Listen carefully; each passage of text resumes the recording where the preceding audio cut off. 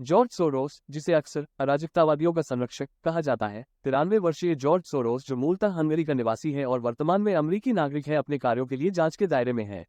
Europe में open borders policy की उसकी वकालत के कारण यूरोप में अवैध प्रवासियों की संख्या में अत्यधिक वृद्धि हुई, जिसके परिणामस्वरूप उसके खिलाफ प्रतिक्रिया शुरू हो गई। इसका दुष्परिणाम स्पष्ट हो गया है, क्योंकि सोरोस को यूरोपीय संघ से बाहर कर दिया गया है। अभी हाल ही में फ्रांस से शुरू हुई हिंसा, जिसने यूरोप के कई अन्य देशों को भी अपनी चपेट में ले लिया था, ने यूरोप को एक बार फिर अपनी प्रवासी लोगों को शरण देने की नीति पर पुनर्विचार के लिए मजबूर कर दिया है। लोग इसके लिए सोरोस और उसकी समर्थित संस्थाओं द्वारा मानवता के नाम पर चलाए गए आंदोलन, जिनमें ओपन बॉर्डर्स पॉलिसी की वकालत की गई, और यूरोपीय देशों को इन शरणार्थियों को अपने देशों में लेने को मजबूर कर दिया, जो आज इनके लिए बड़ा सिरदर्द बने हुए हैं। बढ़ते विरोध और उसकी नीतियों के परिणामों के दबाव में जॉर्ज सोरोस और उसके ओपन सोसाइटी फाउंडेशन ने यूरोपीय संघ के देशों में अपने सभी संचालन बंद करने का एक महत्वपूर्ण निर्णय लिया है। हाल ही में टेस्ला और एक्स के सीईओ एलन मस्क ने भी जॉर्ज सोरोस से जुड़ी ओपन सोसाइटी फाउंडेशन के खिलाफ कानूनी कार्यवाही करने का फैसला लिया है।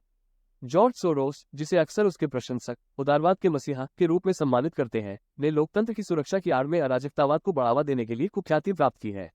हाल की घटनाओं ने सोरोस के प्रभाव पर एक काली छाया डाली है। उसकी विभाजनकारी ओपन बॉर्डर्स पॉलिसी के खिलाफ बढ़ते विरोध के कारण उसे यूरोपीय संघ से निष्कासित कर दिया गया है, जिसके परिणामस्वरूप यूरोप में अनधिकृत प्रवासियों की संख्या में अभूतपूर्व बढ़ोतरी हुई। सोरोस परिवार, जो लंबे समय से प्रधानमंत्री नरेंद्र मोदी के प्रति अपनी खुली नापसंदगी के लिए जाना जाता है, खुद को यूरोपीय संघ से अलग होने और वहां सभी कार्यों को रोकने के लिए मजबूर कर दिया गया है।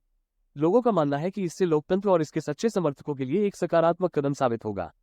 जॉर्ज सोरोस का हालिया टकराव भारतीय राजनीति के दायरे तक फैल गया है, विशेष रूप से प्रधानमंत्री मोदी को निशाना बनाते हुए। सोरोस ने लोकतंत्र की रक्षा के नाम पर प्रधानमंत्री मोदी को हटाने का जोरदार आह्वान किया था। अभी कुछ समय पहले ही उसने अपने बेटे अलेक्जेंडर सोरोस को इसका संचालन सौंपा था। पिछले कुछ सालों में मोदी सरकार के फैसलों के खिलाफ हुए प्रदर्शनों में भी प्रत्यक्ष और अप्रत्यक्ष रूप से जॉर्ज सोरोस और उससे जुड़ी संस्थाओं का ही हाथ होने के स्पष्ट सबूत मिले हैं। चुनी हुई लोकतांत्रिक राष्ट्रवादी सरकारों को अस्थिर करने के लिए पूरी दुनिया में कुख्यात ये आदमी अब विश्व व्यवस्था के लिए एक बड़ा खतरा बन चुका है। यूरोपियन यूनियन से बाहर करने के बाद अब उम्मीद की जा सकती है कि और भी देशों की सरकारें इसके खिलाफ सख्त कदम उठाते हुए इसे अपन देशों में किसी भी तरह की गतिविधि के लिए प्रतिबंधित करेगी। पिछले कुछ सालों में भारत सरकार ने भी इससे जुड़ी कई संस्थाओं पर सख्त बड़े प्रतिबंध लगाए हैं। अब जैसे कि ये और इससे जुड़े लोग पूरी दुनिया में अपने अनैतिक आचरण की वजह से एक्सपोज हो चुके हैं, तो अब इनके लिए किसी भी देश में काम करना उतना आसान नहीं रहा। अरबपति और ओपन सोसाइटी के संस्थापक जॉर्ज सोरोस ने भारत के प्रधानमंत्री नरेंद्र मोदी पर तीखा हमला बोला है। सोरोस जानबूझकर भारत में सरकार के खिलाफ प्रचार करने के लिए मीडिया कंपनियों को फंडिंग कर रहा है। एक रिपोर्ट में कहा गया है कि संगठित अपराध और भ्रष्टाचार reporting project OCCRP, George Soros और रॉकफेलर ब्रदर्स फंड जैसे लोगों द्वारा संचालित एक संगठन भारत में कुछ कॉर्पोरेट घरानों पर झूठे वित्तीय कुप्रबंधन के आरोप लगाने की योजना बना रहा है। पीटीआई ने इस मामले की जानकारी रखने वाले 3 स्रोतों के हवाले से बताया है कि OCCRP, जो खुद को यूरोप, अफ्रीका, एशिया और लैटिन अमेरिका में फैले 24 NGO जांच केंद्रों द्वारा गठित एक खोजी रिपोर्टिंग प्लेटफॉर्म कहता है, एक रिपोर्ट या लेखों की एक श्रृंखला प्रकाशित कर सकता है। यदि यह सच है, तो ये खुलासा अमेरिकी शॉर्ट सेलर हिंडनबर्ग रिसर्च द्वारा गौतम अदानी के नेतृत्व वाले अदानी समूह पर एक हानिकारक रिपोर्ट के साथ बाजारों को हिला देने के कुछ महीनों बाद आएगा। सूत्रों ने पीटीआई भाषा को बताया कि एक्सपोज में कॉर्पोरेट घराने के शेयरों में निवेश करने वाले विदेशी फंड शामिल हो सकते हैं। कॉर्पोरेट घराने की पहचान तुरंत पता नहीं चल पाई है, लेकिन कहा जा रहा है कि एजेंसियां पूंजी बाजार पर कड़ी निगरानी रख रही हैं।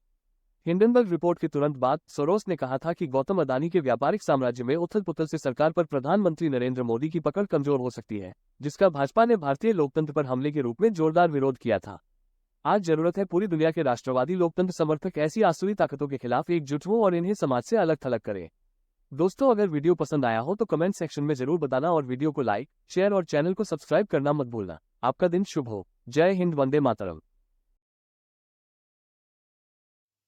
दोस्तों, देश दुनिया की हर खबर का अपडेट्स लेकर आपके लिए आते रहेंगे प्रतिदिन रात 9 बजे। देखना ना भूलें। दोस्तों, हमारे चैनल विपिन वाइब्स को लाइक, सब्सक्राइब करना ना भूलें। ये वीडियो देखने के लिए धन्यवाद। ये न्यूज रिपोर्ट आपको कैसी लगी, कृपया कमेंट सेक्शन में जरूर बताएं। धन्यवाद।